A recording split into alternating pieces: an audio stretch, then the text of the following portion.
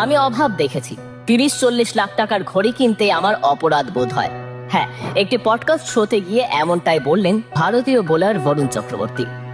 অনেকেই হার্দিকের 20 কোটির ঘড়ি পরার প্রসঙ্গ টেনে আনলেও বরুণ চক্রবর্তী আসলে প্রত্যেক মধ্যবিত্তের মনের কথাই যেন বলে দিয়েছেন। সম্প্রতি ক্রিকেট সঞ্চালক গৌরব কাপুরের একটি অনুষ্ঠানে তিনি বলছেন, আমি অভাব দেখেছি, ফিক্সড ডিপোজিট ছাড়া আমি কোথাও টাকা জমাতে পারিনি। আমার মানসিকতা এখনো মধ্যবিত্ত। আমি জানি অর্থের ক্ষমতা অনেক বেশি, আর তাই সেই অর্থ বুঝে খরচ করা উচিত। তিনি আরো বলেন, আমার মনে হয় টাকা দিয়ে নিজের জীবন না বদলে অন্যের জীবনও বদলানো যায়, তাতে টাকার সঠিক ব্যবহার হয়। তাই 30 বা 40 লক্ষ টাকার ঘড়ি কিনতে আমার অপরাধ বোধ হয়।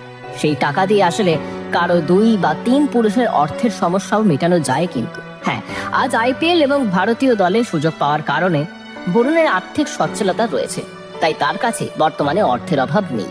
কিন্তু তবুও তার এমন মন্তব্য, এমন পরোপকারী মন্তব্য মন কেড়ে নিয়েছে নেটিজেনদের। তার কথায়, একবার পছন্দ হয়েছিল বলে 3 লক্ষ টাকার একটা ঘড়ি কিনেছিলাম, কিন্তু সেটাও পরতে পারি না, আলমারিতে রাখা রয়েছে আজও।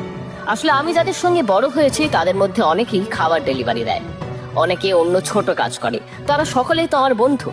সেই বন্ধুদের সামনে দামি ঘড়ি পরলে মনে হবে ওদের অসম্মান করছি, তাই আমি পরতেই পারবো না। হ্যাঁ, এশিয়া কাপ টুর্নামেন্টের আগে হার্দিকের ঘড়ির দাম নিয়ে শুরু হয়েছিল জোর চর্চা।